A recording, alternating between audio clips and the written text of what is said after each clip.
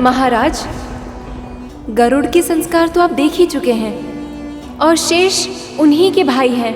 मैं आपसे विनती करती हूँ, आप इन सभी पे अपनी कृपा कीजिए।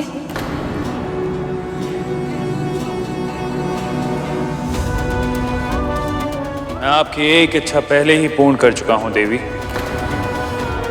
हम सब ने गरुड़ को सुना है, परंतु हमारी व्यक्तिगत भावनाएं न्याय के मार्ग में अवरोध नहीं उत्पन्न कर सकती।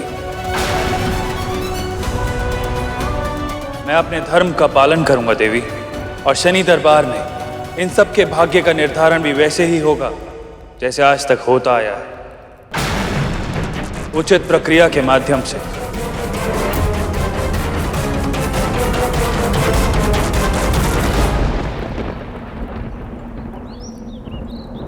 मुझे कुछ क्यों नहीं दिख रहा है? मेरे पुत्र क्यों नहीं दिखाई दे रहे हैं मुझे? मौन क्यों है तू? क्या दिखा तुझे? और तो कुछ नहीं दिखा, पर इतना आभास अवश्य हुआ कि हमारे पुत्रों को अब कोई कठिन परीक्षा देनी होगी।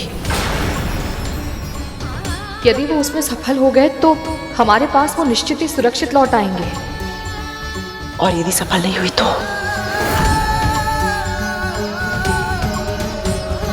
हे प्रभु, मेरे पुत्र वापस आ जाए, सुरक्षित, बिना आहित हुए।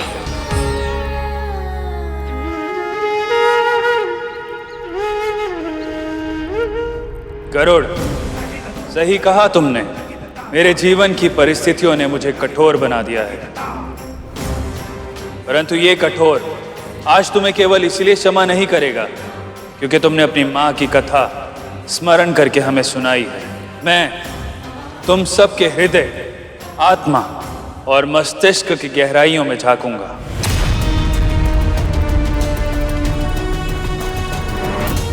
फिर मैं निर्णय लूंगा कि तुम क्षमा के योग्य हो या दंड के,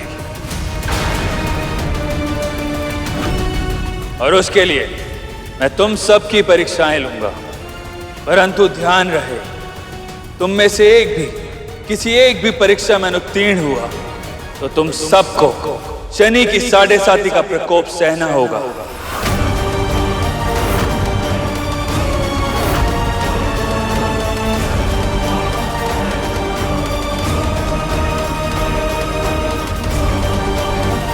मैं आप सबको सुरक्षित लेकर जाऊंगा यहां से।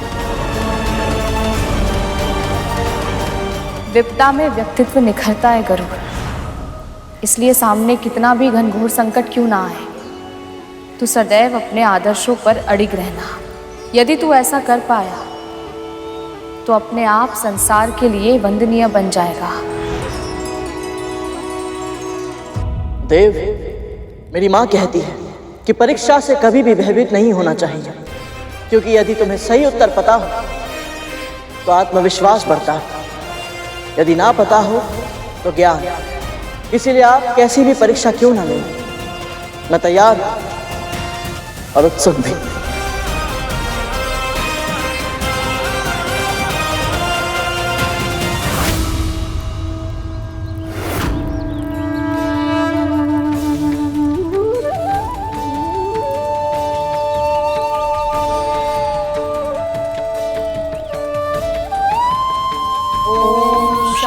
शनिश्चराय नमः।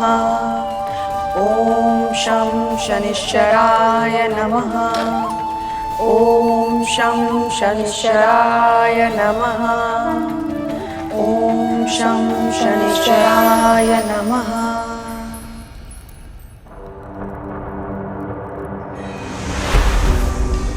प्रथम परीक्षा के रूप में मैं तुमसे कुछ प्रश्न करूंगा गरुड़, और इस कर्पूर के पूर्ण तरह जल जाने से पहले तुम्हें उन सभी के उत्तर देने होंगे। जो आज्ञा शनिदेव। पहला प्रश्न, जिस जल में सब कुछ घुल जाता है वो क्या है जिसमें जल स्वयं घुला हुआ है? वायुमंडल। और वायुमंडल किस में घुला हुआ है?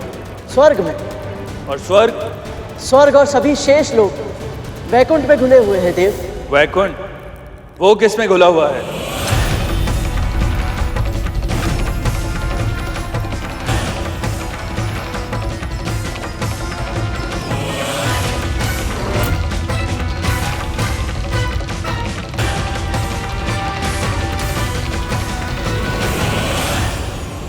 एक समय था जब कुछ भी नहीं था गरुड़, ना प्राणी, ना जीवन, ना जड़, ना चेतन।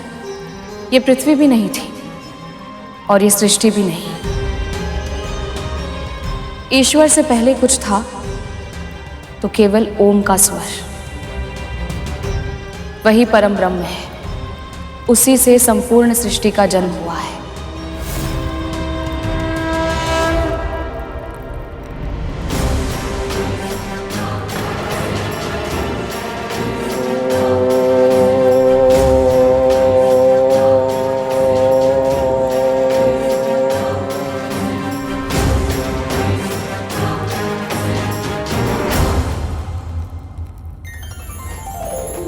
जब कुछ नहीं था तब ओम था। जब कुछ नहीं होगा तब भी ओम ही होगा, क्योंकि ओम ही परम ब्रह्म है।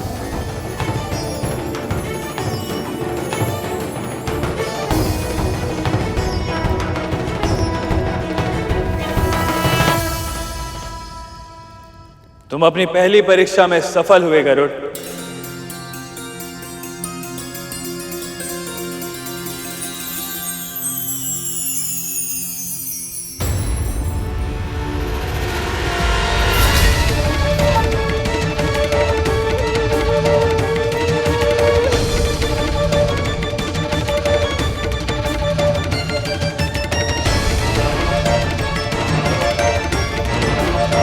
तो शनिदेव हमारी प्रार्थना स्वीकार कर ले और उनका कोई प्रभाव हमारे परिवार पे ना पड़े। प्रभाव ही तो है कालिया। महारानी एक दासी के साथ पूजा कर रही है।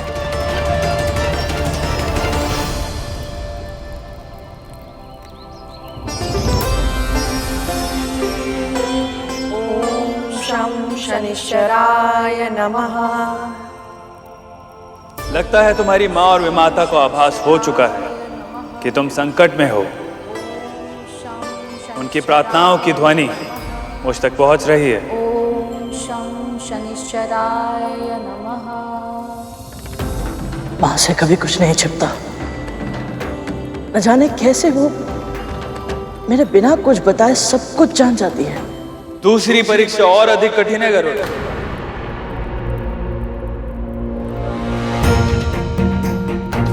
स्वामी इस बालक के साथ इतना कठोर व्यवहार क्यों कर रहे हैं? संन्यास शेष है या गृहस्थ जीवन? इस प्रश्न का सही उत्तर जानने के लिए तो मैं भी उत्सुक हूँ। तुम्हें क्या श्रेष्ठ लगता है गरुड़? मेरी दृष्टि में गृहस्थ जीवन अधिक श्रेष्ठ है देव। क्यों?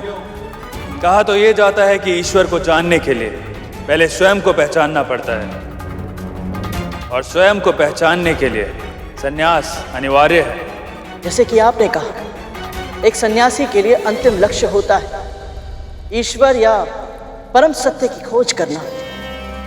पर यह खोज तो एक गृहस्थ भी कर सकता है देव। कैसे गरुड़? गृहस्थी के बंधन में बंधा होता है। उसे अपने साथी की और अपने बच्चों की चिंता होती है, परंतु सत्य की खोज तो वो कर सकता है जो स्वतंत्र हो। किसी की चिंता करना बंधन नहीं, प्रेम होता है देव। प्रेम भी तो एक बंधन ही है गरुड़। क्षमा करे देव, यदि प्रेम निस्वार्थ भाव से किया जाए तो बंधन नहीं होता। ऐसा मानने के लिए तुम स्वतंत्र हो गरुड़, पर इसको सिद्ध करने के लिए कोई उदाहरण दे सकते हो?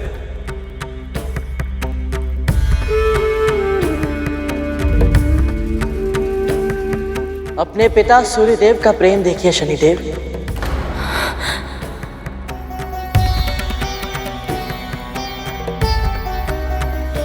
चाहे फूल हो या कांटे, सूर्यदेव समान रूप से सभी को अपनी धूप, अपनी ऊर्जा देते हैं ताकि संसार को जीवन शक्ति मिल सके। पवन देव बिना किसी भेदभाव के सभी को वायु देते हैं। बादल वर्षा और चंद्रदेव शीतलता देते हैं। संपूर्ण प्रकृति हर क्षण अपने उदाहरण से हमें यही संदेश देती है कि प्रेम निस्वार्थ होना चाहिए। जैसे ये सब करते हैं, ये सभी अपना कर्तव्य बिना किसी अपेक्षा के निभाते हैं। इन्हें इसके बदले किसी से कुछ नहीं चाहिए, इसीलिए ये सब बंधन में नहीं है, पूरी तरह स्वतंत्र है। ऐसे ही जब एक गृहस्थ बिना किसी स्वार्थ के बदले में कुछ पाने की आशा के बिना अपने परिवार की चिंता करता है, उनके प्रति अपना कर्तव्य निभाता है, तो वो बंधन में नहीं रहता प्रभु। ऐसा गृहस्थ सहज प्रयास से ही परम सत्य अर्थात ईश्वर को पा लेता है। परंतु गरुड़, एक सन्यासी भी तपस्या करके ईश्वर को पा लेता है, तो गृहस्थ सर्वश्रेष्ठ कैसे हुआ? जब एक सन्यासी ईश्वर को ढूंढने के लिए धर्म के मार्ग पर चलता है तो वो अकेला रहता है, पर जब एक गृहस्थ भक्ति के मार्ग पर चलता है तो उसके साथ पूरा कुटुंब ईश्वर के पथ पर अग्रसर हो जाता है। सन्यासी का ज्ञान बस उसी तक सीमित रहता है, और जो ज्ञान गृहस्थ अर्जित करता है उसे अपने परिवार के साथ, पास पड़ोसियों के साथ, संबंधियों के साथ बांटता है। उस कुटुंब की परंपरा के रूप में यह ज्ञान आने वाली कई पीढ़ियों तक पहुंचता है। इसीलिए मेरा मानना यह है देव कि सन्यासी आदरणीय होता है, पर उससे भी कहीं अधिक श्रेष्ठ गृहस्थ होता है।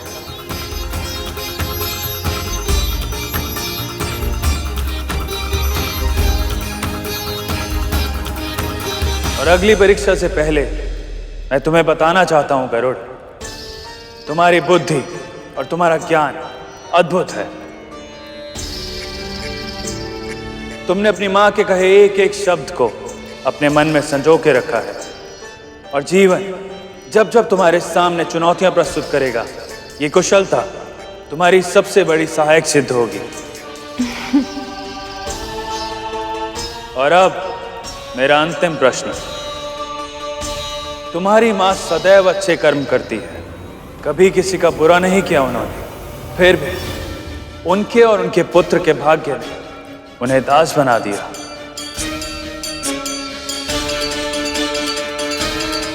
तो बताओ गरुड़, कर्म बड़ा हुआ या भाग्य?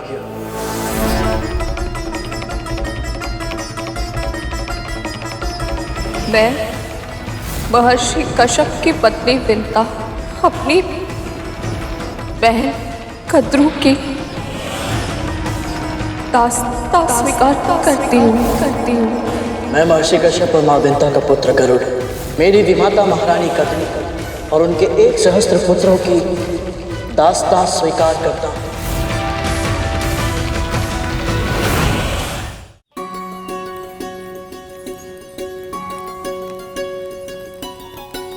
पूजा तो अच्छे से संपन्न हो गई दीदी, अब दान देना आरंभ करें।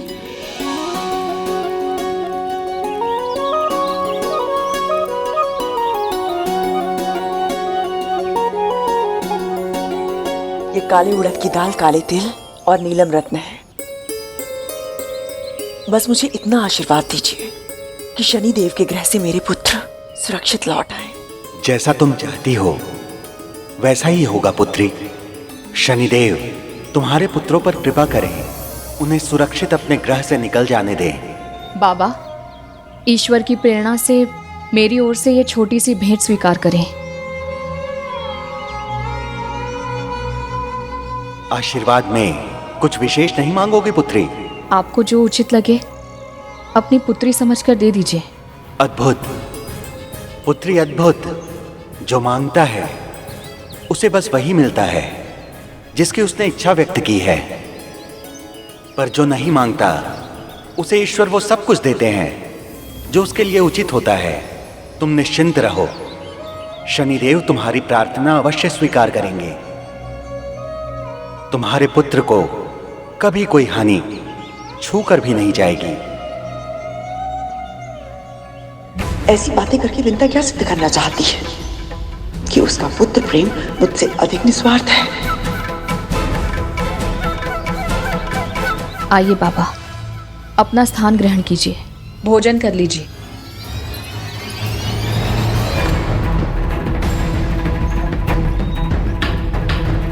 पशु आखिर पशु ही होते हैं, देख रहे हो भैया। इतने प्रेम से खिलाने का प्रयत्न कर रहा हूं, फिर भी नहीं खा रहा। अरे खा रे।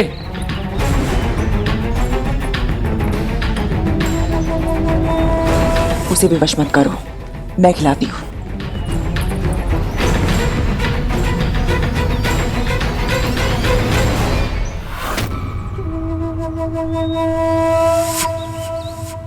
भोजन सामने है, पर पशु होकर भी खाने में कोई रुचि क्यों नहीं दिखा रहा है? यदि इसने भोजन ग्रहण नहीं किया तो इसका अर्थ होगा कि शनिदेव मेरी पूजा से प्रसन्न नहीं है। और यदि ऐसा हुआ तो मेरे पुत्र।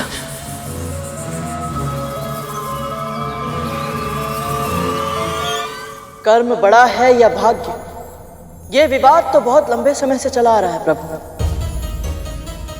सत्य तो ये है कि ये प्रश्न मैंने स्वयं से और अपनी माँ से कई बार किया है कि हमारा जीवन ऐसे क्यों है। और मेरी माँ कहती है कि जो जिसके योग्य होता है ईश्वर उसे वही देते हैं। हम में से अधिकतर व्यक्ति कई बार एक पल ठहर कर जब अपने आप को देखते हैं तो हम यही सोचते हैं कि ऐसा कठिन जीवन हमें क्यों मिला। पर कालांतर में सच्चे और परिश्रमी व्यक्ति के लिए जीवन की वही कठिनता सबसे बड़ी संपत्ति बन जाती है।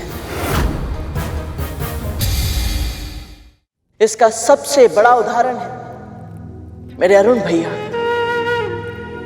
जिनके भाग्य में अर्धविकसित अवस्था में जन्म लेना लिखा था।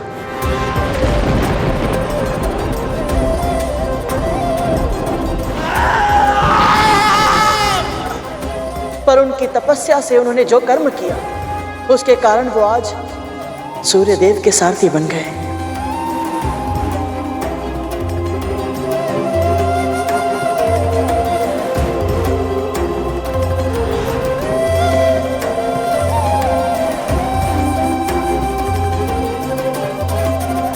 इससे यही सिद्ध होता है देव कि भाग्य में जो लिखा है वो महत्वपूर्ण नहीं है। अधिक महत्वपूर्ण है भाग्य के प्रति हमारा दृष्टिकोण। मेरी माँ के भाग्य में दासी बनना लिखा था, पर उनके सोच विचार के ढंग ने उन्हें साध्वी बना दिया।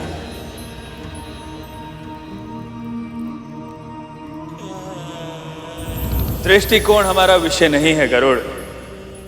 प्रश्न का उत्तर दो, कर्म बड़ा है या भाग्य?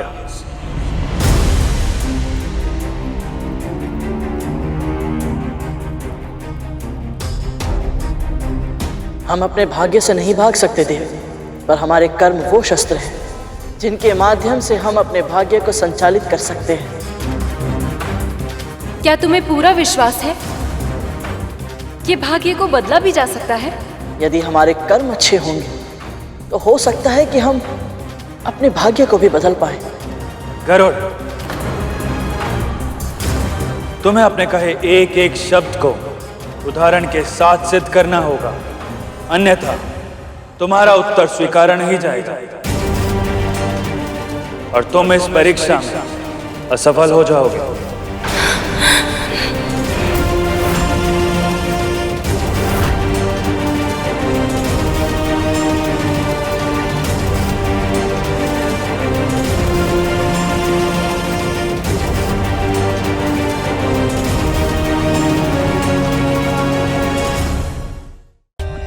For more updates, subscribe to our channel, click the show links and enjoy watching the videos.